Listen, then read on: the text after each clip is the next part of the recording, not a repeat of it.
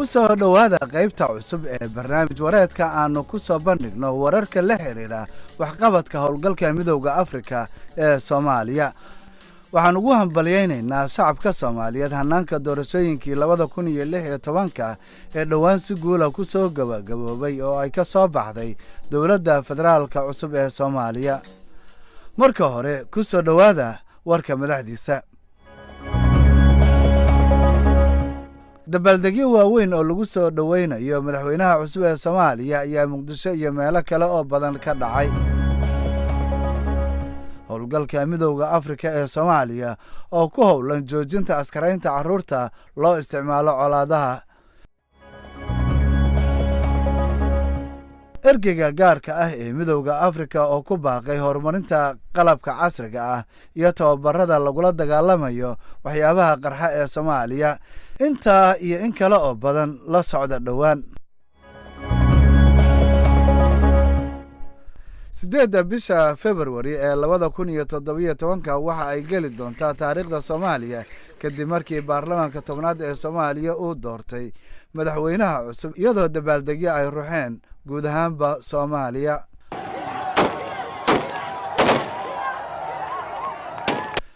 ra'iisul wasaarihii hore Maxamed Cabdullaahi Farmaajo ayaa ku guuleystay madaxtinimada kadib markii wareegii labaad uu helay codadka ugu badan xildhibaanada baarlamaanka wuxuuna helay 184 cod halka madaxweynaha xilka ka tagay uu wareegii labaad tanaasulay oo uu helay 97 cod.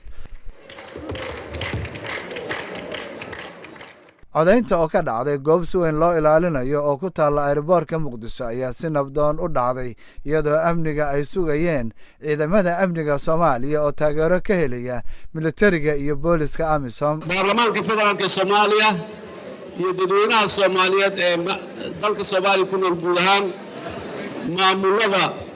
maamul goboleedyada dalka ka jira iyo qurba joogta iyo dhammaan codsiga ugu dambeeya ee halkan aan galabtay caawa uga jeedinay waxay tahay in si dhab ah oo aad iyo aad u xoog badan oo hagar la'aan ah in loola shaqeeyo madaxweynaha cusub si uu waajibkiisa u guto dalkeennuna oo hore ugu sii socdo haddii aan la yidhaahdo.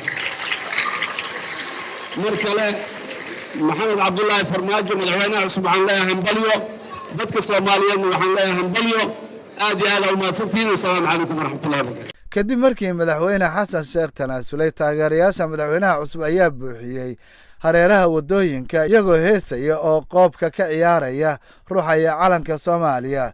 darawallo badan ayaa ku biiray dabaaldega waxayna yeerinayeen hoonka gaadiidka kala duwan ee ay wadeen. hadalka madaxweynaha cusub madaxweyne Maxamed Cabdullaahi Farmaajo uu xilka ku aqbalay waxa uu ballan qaaday inuu u shaqayn doono dhammaan Soomaalida uuna xoojin doono hay'adaha dawladda. waa bilowgii midnimada Soomaaliyeed, waa bilowgii ammaanka iyo raadinta amniga dalka Soomaaliyeed, waa bilowgii dimuqraadiyadda Soomaaliyeed, waa bilowgii la dagaalanka musuqmaasuqa. waxaan ballan halkan ka qaadayaa wax liya core value ama aasaas inaan ammaanada dalkan u leeyahay aan u xafido, inaan cadaaladda ka shaqeeyo iyo inaan dadka saboolka ama daryeelka aan gacan siino aan caawino. codaynta waxaa goobjoog ka ahaa xubnaha beesha caalamka oo ay ugu horeeyeen ergeyga gaarka ah ee midowga Afrika u qaabilsan Soomaaliya Ambassador Francisco Madiera iyo wakiilka gaarka ah ee xogayaha guud ee qaramada midoobay u qaabilsan Soomaaliya Michael Keaton. kadib hanaanka doorashada Ambassador Francisco Madiera ayaa soo saaray warmurtiyeed uu ugu hambaliyaynayo shacabka Soomaaliyeed oo ay xildhibaanadooda si nabdoon ugu codeeyeen taasoo ka dhigan hirgelinta mid ka mid ah qorshaha AMISOM ee xasilinta Soomaaliya. What we witnessed in that hangar was a very exemplary election, and the way the incumbent very gracefully admitted defeat, it is something befitting a statesman who saw beyond his own pride, who saw beyond his own interests, and made sure that everything went peacefully, but he, for the sake of peace and stability, just did away with the possibility of continuing to contest up to the end. hanaanka doorashada Soomaaliya waxa ay lahayd 3 waji oo kala ah doorashada aqalka sare, aqalka golaha shacabka iyo madaxweynaha oo awood u leh soo magacaabista ra'iisul wasaaraha. ka hor bilaabashada codaynta labada aqal ee baarlamaanka bishii Oktoobar 2016 amniga hanaanka ayaa ahaa walaac weyn kadib markii argagixisada Al-Shabaab ay ku hanjabeen inay carqaladeyn doonaan. tani waxa ay keentay in ciidamada ammaanka Soomaaliyeed oo taageero ka helaya militariga iyo booliska AMISOM ay qiimeeyeen amniga goobaha codaynta oo gobollo kala duwan oo dalka ah. taliyaha ciidamada howlgalka midowga Afrika ee Soomaaliya General Ismaan Nuur Swagle ayaa booqday gobollo kala duwan si uu ula socdo geynta ciidamada AMISOM. mid ka mid ah goobaha uu booqday waa magaalada Cadaado, magaalo madaxda maamulka kumeel gaarka ah ee Galmudug, si uu u soo indhaindheeyo ciidamada la geynayo halkaasi markii ugu horeysay. halkan waxaan u nimidnay inaan sugno nabadgelyada habka loo dooranayo xildhibaanada, taasoo ay ku jirto howlaha aan u joogno wadanka. waan ognahay inay Cadaado ammaan tahay, aanan cadow jirin, laakiin haddana inaan ka muuqanno meelaha codka lagu bixinayo iyo dadka lagu soo dooranayo waxay ku jirtaa sharciyada iyo awaamirta aan ka haysanno African Union. waxaan joogi doonaa halkan ilaa muddada socdo doorashadu. hawshaasi markay dhamaatana dee waxay u taallaa dowladda Soomaaliya meeshii ay kale ay noo tirsanayso. bishii Oktoobar waxaa dalka ka bilowday doorashada xubnaha aqalka sare, markii ugu horeysay doorasho nooceeda ah oo taariikhda Soomaaliya ka dhacda.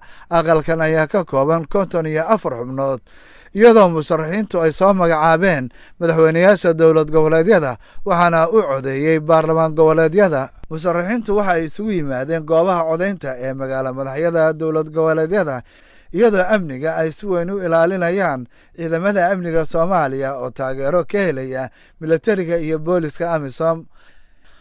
golaha shacabka tirada guud waa 275 xubnood oo laga soo kala doortay guud ahaan qaybaha kala duwan ee dalka si ay shacabka wakiilo ugu noqdaan. baarlamaanka 10aad ee Soomaaliya waxaa la caleemo saaray dabayaaqadii bishii December 2016 xaflad ay 283 mudane oo baarlamaanka ka mid ahi lagu dhaariyay xarunta tababarka booliska ee General Kaahiye ee magaalada Muqdisho, iyadoo munaasabadaas uu gudoominayay afhayeenka baarlamaanka federaalka ee Soomaaliya Maxamed Sheekh Cusmaan Jawaari. bishii January 2017 gudoomiyihii hore ee baarlamaanka Soomaaliya Maxamed Sheekh Cusmaan Jawaari ayaa dib loogu doortay jagadiisa isagoo helay cod aad u badan doorasho ka dhacday caasimadda Soomaaliya ee Muqdisho.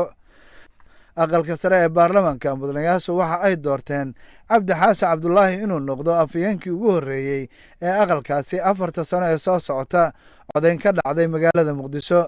guusha gebi ahaan hanaanka doorashada laga gaaray waxaa iska leh shacabka iyo dowladda federaalka ee Soomaaliya, ciidamada amniga Soomaaliya oo taageero ka helaya militariga iyo booliska AMISOM oo sameeyay howlgallo wadajir ah oo lagu xaqiijinayo amniga guud ee dalka. I must say that the collaboration between the AMISOM police, AMISOM army and the Somali National Army, Somali National Security Forces and the Somali National Police was just extraordinary.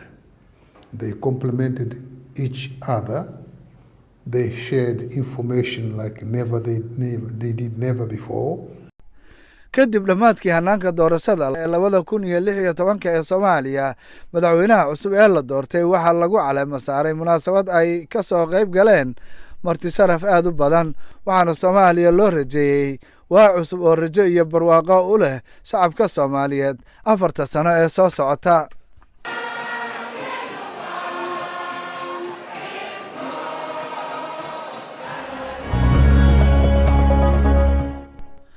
howlgalka midowda Afrika ee Soomaaliya AMISOM iyo ciidamada qaranka Soomaaliyeed ayaa bilaabay qorshayaal looga hortagayo askaraynta iyo isticmaalka carruurta colaadaha hubeysan. arrintan ayaa laga sheegay tababar 10 maalin socday oo ay ka qayb galeen xubnaha dowladda federaalka ah ee Soomaaliya iyo saraakiil loo soo xulay si loo baro xirfadaha looga hortago loogana badbaadiyo carruurta ku biirista colaadaha hubeysan. tababarkan waxa uu ka dhacay caasimadda Kenya ee Nairobi iyadoo gacan laga helayo kooxda nabadda taageerta ee Ingiriiska ee Bariga Afrika iyo The Lair Initiative. We support and underscore our belief that security sector actors have a particularly important role to play in the protection of children, because they are most frequently the first point of contact, not only with child soldiers, but with all the children in the operation area. ku-xigeenka ergeyga gaarka ah ee midowda Afrika u qaabilsan Soomaaliya Lydia Wanyoto ayaa ku talisay in la raaco sharciyada heerka caalami si looga badbaadiyo carruurta Soomaaliyeed colaadaha. It's not just about Somali children. It's about humanity. It's about an African child given a chance to grow up as a child, to fulfill their rightful potential in a space of life. Muuse Gabo oo AMISOM kala taliya ilaalinta carruurta ayaa sheegay in ka qaybgalayaasha tababarka la siiyay aqoon ay ku tababari karaan dhigooda ku sugan Soomaaliya sida looga hortago askaraynta iyo isticmaalka carruurta ee dagaalada. sida ku cad warbixinta golaha amniga ee qaramada midoobay ee ku saabsan carruurta iyo dagaalada Soomaaliya oo la daabacay bishan January 2017 tiro dhan 5,933 wiil iyo 230 gabdhood oo carruura ayaa la askareeyay intii u dhaxaysay 1 bishii April 2010 ilaa iyo 1 bishii July ee 2016. yareynta wax ku oolka ah ee halista waxyaabaha qarxa ee Soomaaliya waxay ku xiran tahay horumarinta joogtada ah ee qalabka casriga ah iyo tababaro dheeraad ah oo la siinayo saraakiisha amniga ee qaabilsan tallaabooyinka ka hortagga argagixisada. ergeyga gaarka ah ee midowda Afrika u qaabilsan Soomaaliya Ambassador Francisco Madiera ayaa hadalkan ka sheegay khudbadu ka jeediyay ka qaybgalayaasha aqoon isweydaarsi 3 maalmood ah oo ku saabsanaa waxyaabaha qarxa kana dhacay caasimadda Soomaaliya ee Muqdisho. Education, training, good reporting, exchange of information, degrading the network of the terrorists, and investment in equipment to defeat the IEDs is required. ka qaybgalayaasha aqoon isweydaarsigan oo ka kala socday dalalka ciidamada ugu yaboohay Soomaaliya iyo saaxiibada hay'adaha qaramada midoobay u qaabilsan meena baarista UNMAS ciidamada Ingiriiska iyo xafiiska taageerada qaramada midoobay ee Soomaaliya ASOS. tibyo cusub oo ka socda Burundi ayaa yimid Muqdisho si ay u bedelaan ciidamada cutubka 34 oo waqtigooda bedelka muddada sanadka ah la dhameeyay. ciidamada ka socda cutubka 4aad ee ciidamada qalabka sida ee Burundi waxay la shaqayn doonaan ciidamada howlgalka midowda Afrika ee AMISOM. sheegay in askartiisu ay diyaar u yihiin howlaha horyaalla waxaana uu ballan qaaday inay qaybtooda ka ciyaari doonaan xasilinta Soomaaliya. ciidamada yimid waxaa looga warbixiyay howlaha sugaya ka hor inta aan dalka la keenin waxaana la socodsiin doonaa waxa ay filan karaan. intaasi ayaan ku soo gabagabeynaynaa barnaamij wareedkii Hiil Walaal oo aan idinkugu soo bandhigno wararka iyo warbixinada waxqabadka howlgalka midowda Afrika ee AMISOM. nagala soco TV-yada Soomaalida baraha bulshada ee internetka waadna ku mahadsantihiin daawashadiina.